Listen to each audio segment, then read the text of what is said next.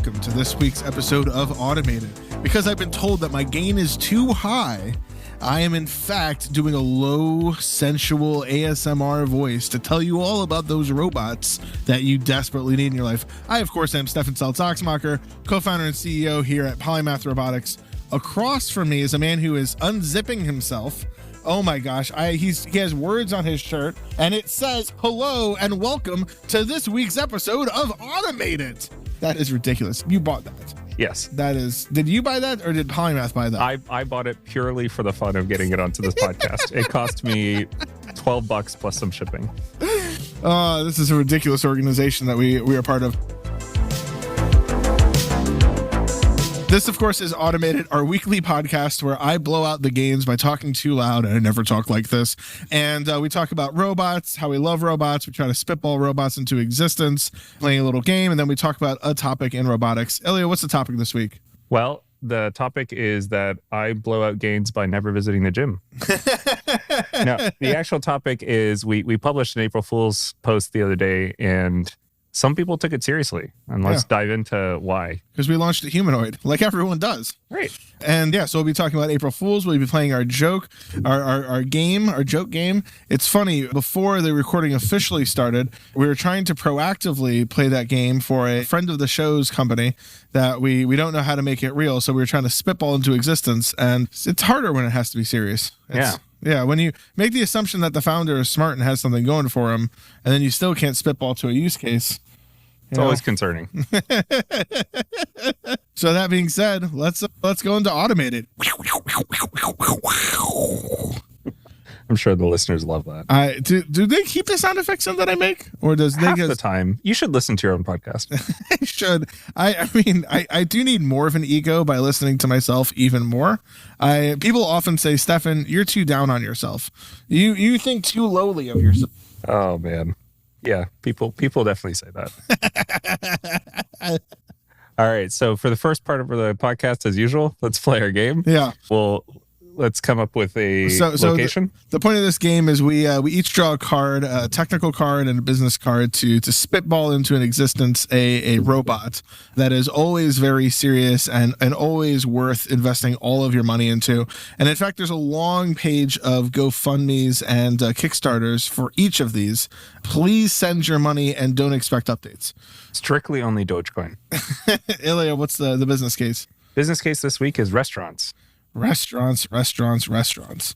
Man, I've heard some recent silly things in restaurants.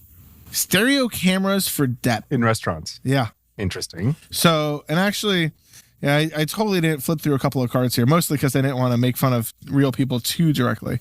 So restaurants are not a very high margin business. We can't really put a bunch of $15,000 Ouster LiDARs everywhere in them to do stuff. So whether it's a restaurant system that is itself a robot, whether it is a robot that operates in a restaurant, you're probably going to need stereo cameras as the baseline. So yeah, I guess a real important question is, do we do a fast casual restaurant like a Creator Burger? Do we try to do a super upscale restaurant, maybe have a robot butler who brings you your food? We've previously done stuff in restaurants, I think, to dispense water. Yeah. To displace the vaunted position of busboys, which is really huge market. Yeah, the biggest market in robotics.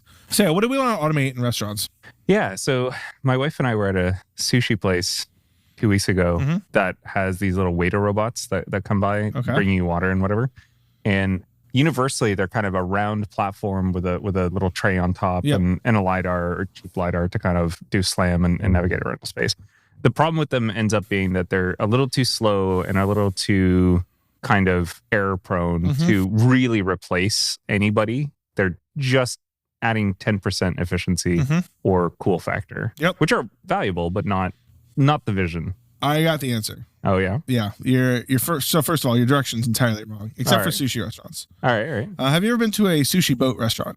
Yeah, like one of those little conveyor belt things. Yeah. So there's some sushi That's boats the place we went that have a little conveyor belt where little trays of food go around the conveyor belt. Yeah. There's other sushi boats where it is literal boats. So there is a stream with some level of current and a little robot still probably being dragged around by a hook. Yeah. There's also, I have heard primarily memes of restaurants with like koi ponds on the floor where you're standing in a koi pond and then like they kill all the fish, because that's terrible. So here's what I'm thinking. Sushi restaurant, maybe about 5 feet of water in it, floating tables, and autonomous boats that bring you your sushi. Possibly sushi having been caught from the pool that you're standing in and prepared on site, though that might be a phase 2 type of situation. I feel like the San Francisco health code group would need your home address as soon as you started. 5 feet of water is like too much. Like, let's call it 3 feet, 3.5 feet of water, like waist deep in water. What if your table is one of those little like paddle boats, like a swan-shaped paddle boat that just autonomously drives around the pond, and then smaller little boats drive up to bring you food? Yeah. Because the problem, if one robot isn't enough, more robots. Well, actually, I mean, if it was just like you're standing in a pool, it could be like one of those totally nice resorts where they have a bar, like poolside bars, where you're sitting in the pool in the little boat. Okay, in all the muck. So it's a small autonomous boat that brings you a fleet. A fleet of autonomous boats. Like, let's say for a restaurant with. So I usually go all out when I get sushi. I refer to it as sushi feast. So me and my wife will have maybe like 4 rolls of sushi and sashimi, maybe 5 even, and like be uncomfortably full from sushi. It's amazing. And an order of gyoza, it's just the world. It's the life you want to have. And I think that like we probably need 5 boats per table. Simultaneously? I don't think so. I think that's excessive. Okay, maybe a boat per table, 2 boats per table. Yeah. And there's also going to be one downtime. heading there, one heading back. Yeah, but I mean, the boats aren't going to move very fast. That's what I'm saying. So you need like... But you need like a constant, like... A stream. It's going to be like uncomfortable to walk through this pool because of all of the boats carrying sushi to all of the different people. Boats. Yeah. So, and why stereo cameras? Oh, because it's cheaper. It's cheaper. Mm-hmm. They're easier to waterproof rate than LiDAR or radar or any of that stuff. We know how to waterproof cameras reasonably well. And, you could actually, if it's indoors, you could just localize off of a unique pattern on the ceiling. Yeah. So stereo cameras could be for obstacle avoidance. Yeah, a little like motor steering thingamajig. What? Keel? No. Rudder. Localized against the ceiling. We're big boat people here. Clearly. And then direct the swarm with the Philadelphia rolls to the eaters. I like the it. Diners. I also like if you get up from your table without paying, they'll just try to take you down immediately. I'm more like you go in there and you're like, wow, I'm a glutton. I just had 5 rolls of sushi. I just spent $100. And on your way out, you knock over 5 other boats, and then your bill gets doubled automatically. Well, that's what I'm thinking. How do you prevent like thieving at that point, right? Where somebody just you do the Amazon Go Store thing. Cameras on everyone. That's why you need stereo cameras. Just cameras everywhere. Yeah. Well, or this restaurant that we actually went to. You pay by the little plate you deposit in a little slot. So you gotta collect your plates, and then there you go. Anyway. Yeah, you pay by the boat, and every boat that you don't give back in working condition is an extra $20,000 to your bill. What'll be interesting is the problem with these continuous use robots in a real restaurant setting is the charge cycle time. So like what's the uptime versus the charging time? Yeah. And you need some amount of battery just for buoyancy. Like you need some weight. So it'd actually almost be helpful to have a bigger battery. Yeah, but like moving through water is extremely energy expensive. Like hilariously energy expensive. Yeah. If you ever want to look into it, look at your average in quotation marks little speedboat for fun, and it has like a 800 horsepower motor on it. It's something ludicrous. I mean, I always just I remember a lot of the submarines in World War II would have like maybe a max speed of 12 knots an hour or 16 miles an hour for, you layman while they're on the surface, but like 5 knots an hour underwater. Yeah. And that's just going from like only having water in half to 100% water. Yeah. So hilariously energy intensive. But the bigger thing is the way that robots in real restaurants or factories get around this is that they'll opportunistically charge as they're operating. Mm-hmm. But how would you do that for a boat where you can't really use wireless charging underwater? I bet that would cause problems. The dielectric constant of the water is too high. You'd probably scatter most of the energy you put into it. I haven't done a study on this, but I bet. I mean, what if I don't just grab the sushi off the boat like an animal, the animal that I am? What if instead the boat comes into a little dock at my table, like a little cutesy little whatever, and it charges at that dock? But so how are you going to make the dock that the boat is both still floating to get in and out of that dock, but also charging? You need contacts above the water. That's painful. Yeah. Because then you got to do like waterproofing, electrical contacts. It will be, I'm sure it's solvable, but it's going to be a huge pain. Yeah. But stereo cameras. Why stereo cameras? Waterproofing is good. Yep. Waves on the surface will cause your horizon to shift. So you probably still need an IMU or something like that to get your guidance. But yeah, pair of stereo cameras plus an IMU would get you most of the way there to localization and obstacle avoidance. I guess an at low important speeds. question. You'd have to waterproof the entire boat because some jerk is going to take it and put the whole thing underwater. Oh yeah. I've read good guidelines on deploying machinery to amusement parks. Yep. And it is like, assume a 300-pound person wants to knock you over and dump soda in every possible port on this machine. And if you can survive that, maybe you can survive an amusement park. So these boats have to realistically be rated for someone to hold them underwater for the duration of a 75-minute meal.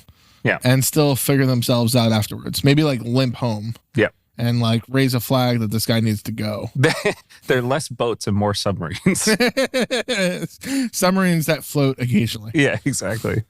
Yeah, this is a ridiculous use case. Well, like how? Like, I mean, there are remote control boats. Yeah. So we're just talking about like relatively, like, yes, you need to optimize a bunch of the vision stack and the obstacle detection stack in like a real way, like a $10 to $20 million effort. Yeah. To optimize that. But, so that you don't need a supercomputer on every little boat. Yeah, which, could work in beta, but probably not, production. I mean, you could have, what if you took all the compute off board and just made all the boats dumb and they only can think when they can get Wi-Fi? You could, I think streaming, you still need some sort of computer because streaming purely uncompressed data would be ridiculous. You'd need a small amount of compute at least to do local control of the motors. But yeah, you could stream most of the data off board if you had a good enough internet. The interesting thing is some guy comes in with a jammer or something and your whole restaurant just goes down. Stops working. Yeah, all the boats just halt. Well, then that's when you have the backup mermaids. Yeah, you could centralize the compute. I think you could. Mm-hmm. Yeah, would it slow you down that much actually? Because I mean, they just kind of need to get a heading. No, I'm. If the boats don't need to be particularly accurate or particularly fast, which in this case they don't. Mm-hmm. Yeah, you wouldn't notice the difference. Yeah. Well, I mean, so that would save you, instead of $10 million of vision work, now we're talking more like a couple $100,000 to a couple $1 million. Yeah. You'd still need to put in some effort of autonomy because localizing, I don't know, how many people are you going to seat at this water restaurant? 30? Hundreds?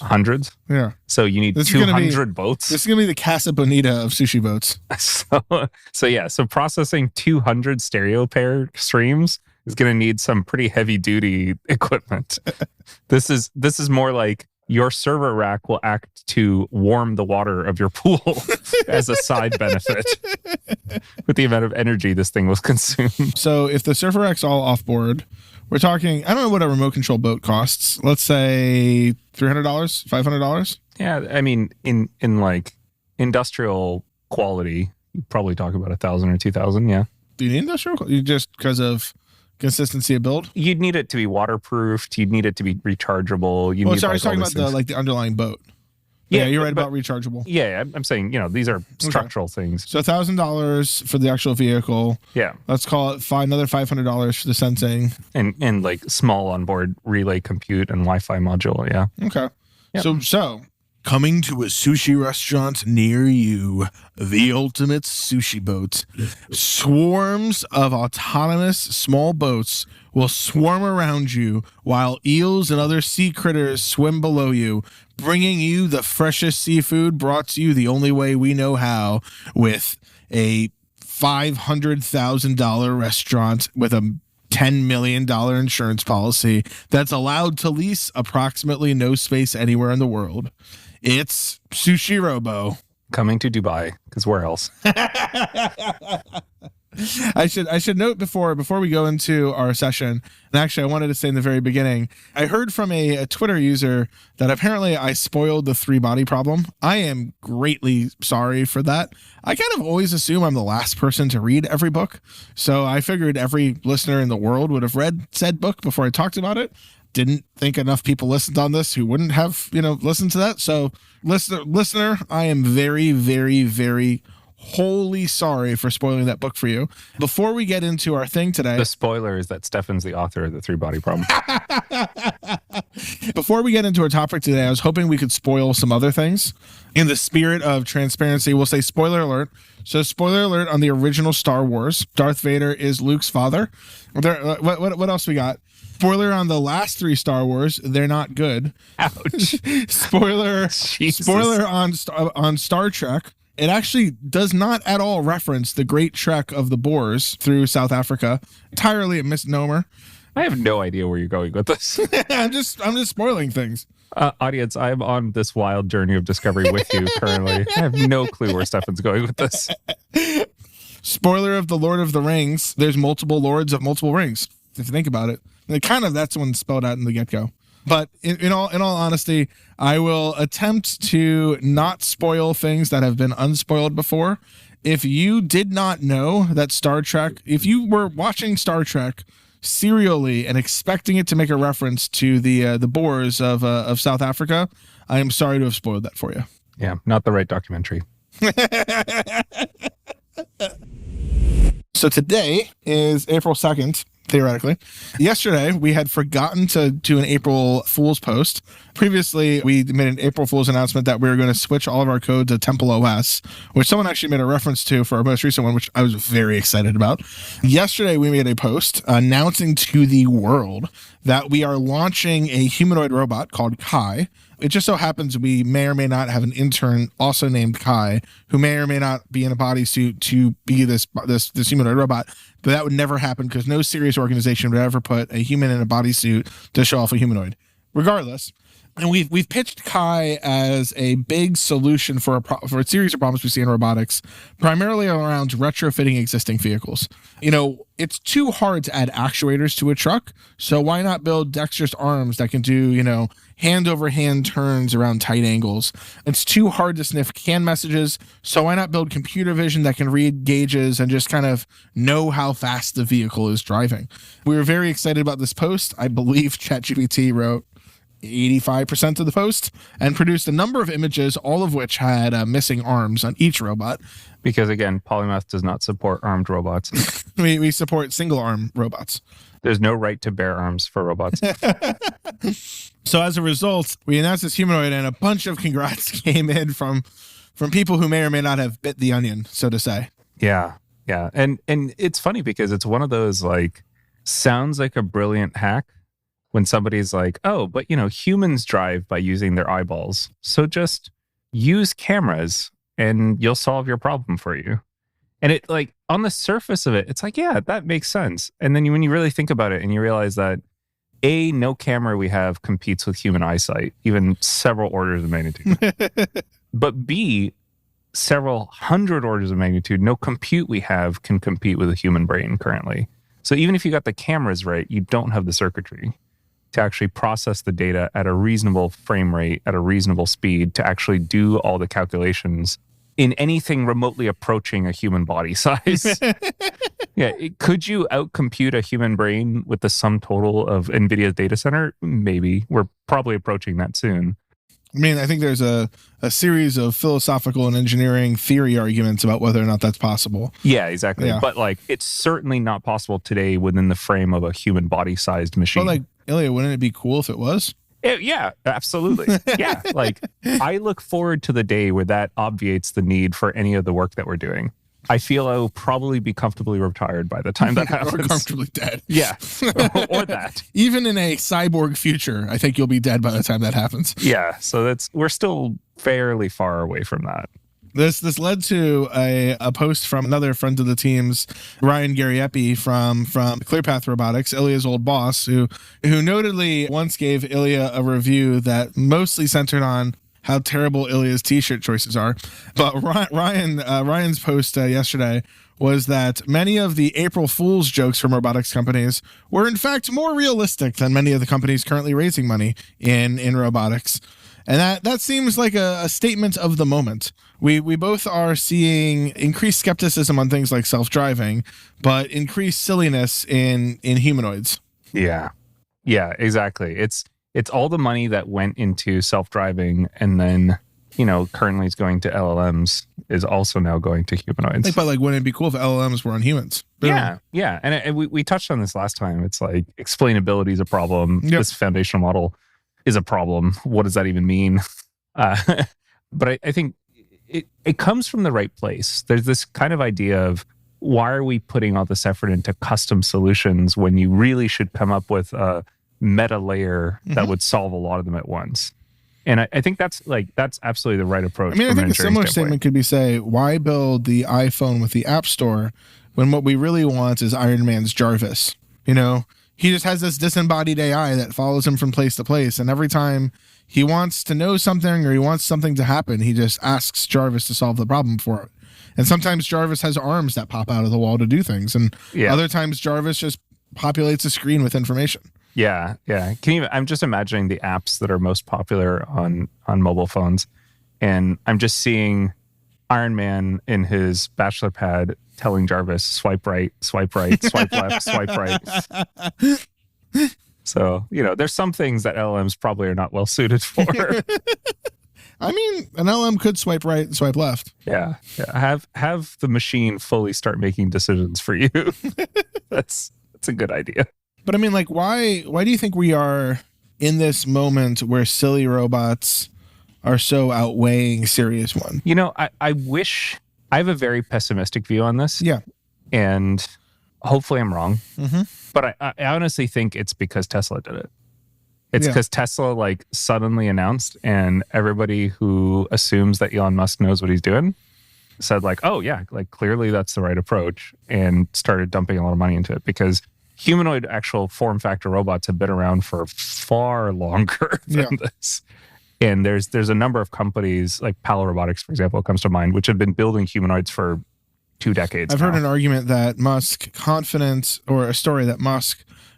that full self-driving was actually going to come out one of the times it was promised, asked the senior person on the team, what will the team work on after full self-driving? And that person on the team said, I don't know, maybe humanoids. And that led to the moment that we're in. Yeah, I think from our experience, and it makes sense if you think about it from a resource optimization, time optimization, a lot of VCs will follow what the pack is doing. Mm-hmm. And it makes sense, right? If I was a VC and I have to judge 500 companies a week, I'm going to do the same thing. I'm going to do some sort of pattern matching behavior. And really cool. And VCs are even, frankly, non-roboticist customers. These types of pitches are really exciting. Oh, we're going to do this thing and it's going to be hard. So it's going to do this. It's going to do this. It's going to do this. Is a really easy statement to ignore. Whereas someone else says, yeah, don't worry. We got really smart people. They'll machine learn their way through it. Solves a problem for a lot of people. Through a number of different things I'm involved with, I recently saw an investment decision in a silly robot, to be very broad and politically correct. A silly robot that had I seen while the decision was making, I would have called people up in the decision-making process and said, what the heck are you thinking? This is so obviously not real. The process was just oh, but it's cool. And look, it did this thing. And if it does this thing right now, pretty soon it's going to do more things. And more things are going to be great. And then when they can do more things, they'll probably decrease their cost. And it'll make a lot of sense. And it's going to be fantastic. Yeah. I think people start interacting with tech because they believe in tech and they want to believe in tech. And sometimes they just suspend their disbelief about how hard things might be. Yeah. And I mean, let's look back. If I was a VC in the 1990s, for example, right? Google, for example, was a great investment. Fantastic investment. And their one key breakthrough was very clever, which is how to find information should be ranking information based on how many other people point to information is the fundamental of the search algorithm. And great insight, really clever, scales well, fantastic. But taking another example, look at NVIDIA. Well, actually, they've been on a 30, 40-year slog on building very complex technology to get to the very large company they are today. But actually, frankly, looking at Google, and I don't have Google's Crunchbase in front of me, so I don't remember who raised their Series A. But if I recall correctly, or who led their Series A, Google raised a total of $30 to $90 million before going public. Yeah. And I think they started 97, 98. I think they IPO'd 2004, 2002, something like that. Yeah. Around the same time, a company called Webvan raised something like $1.5 billion to build Instacart. Instacart without gig economy, and Instacart without AWS, and Instacart without, partnerships. So as a result, it meant build a whole super complicated website, build a whole content distribution center, content distribution network, build a series of warehouses full of fruits and vegetables, and turn the website on and say, let's go, guys. And it went nowhere and crashed, brutally and quickly. The same, Google was also not as hot of a hot kid as they should have been pre-IPO. Right. And again, that's that is the ideal case. Yeah. It's pure software that scales very well. Yep. Doesn't need a lot of inputs, right? And again, NVIDIA, right? Very good company, extremely technologically adept, very complex at what they do. Yeah. There's no overnight miracles at NVIDIA. Even if it looks that way now, everything they build takes years or decades. Yeah. And so I think there's very much this chase the next big thing. And I can understand it from a VC standpoint, doing very small amounts of this myself. There is, I want to do the next return. I want to do the next deal, whatever, right? But actually, I don't want to make this conversation about VCs because we've harped on that enough. We've harped on them enough times recently enough. Sure. So, but what I'm trying to say is I understand why that makes sense for them. I don't understand why that makes sense for literally anybody else. Anybody else in the field, why they should have this mentality of this kind of short turnaround 2 to 5 year cycle and stuff. I think people should have seen enough counterexamples now to understand that real large shifts take years and years and years. Yeah, but I think we want the future now. And humans are impatient. And anyone seeming to promise it, especially if it's something we don't know that much about, we're willing to suspend our disbelief for. So someone makes a cool pitch for why they alone have unlocked humanoids in this clever way, and they seem to make sense, and people want to believe. And I think the challenge in robotics is, and part of why these robotics April Fool's jokes go so well, is the very serious companies are kind of a drag compared to we're gonna make this thing do this thing with this thing. It's gonna be great. Yeah. And when the serious companies say, guess what, we're launching a humanoid, people are like, oh, thank God. Finally, someone who's not scamming is gonna do amazing thing. Oh, it's April 1st. Yeah. Might be. And I think there's just a fundamental, a neat thing about robotics is it is so close to our definition of the future. It is so close to our definition of progress. It is so close to the real definition of AI, not the LLM, oh, I can kind of predict what you want to hear definition, but the oh, this thing does something for me that matters. The problem is when things go from abstract Marvel movie technology and turn into actual products, they tend to look a lot like lawnmowers. Yeah. And they also take forever. Yeah. Right? I just looked it up. When do you think OpenAI was founded? So I believe 2017, 2018. 2015. Yep. So we're talking close to a decade now. And took them, let's call it 8 years to become world famous. Yep. But this stuff takes serious time. And that's with very infinite dollars, lots of money, very experienced leadership, very targeted effort. Best people in the world making incredible money so they could just be heads down on research. On just this one thing. Yeah. So overnight success. Patience is a virtue. Which I think goes back to other topics we've had that we need in this space to be building real businesses, real use cases that people are willing to put dollars down for now. And so that 4 years from now, they can claim to be an innovator thought leader when you have a spoofy demo that is not that important relative to the real work you've done, and that your partners and customers can say, oh yeah, we use them because we're great. But you need something that customers actually want today. Yeah. While being buildable on next to no money. So if you're making a robotics company, target that. I think that's as good a place as any to wrap it up. I think we're 3 weeks in a row now. Yeah, wild. Yeah. Maybe I should get a shirt next week instead of just sitting here topless. Oh, it's coming. For the health and safety of everyone else. Thank you all so much for joining us. I apologize for spoiling all the things, and we'll see you next time. See you next time.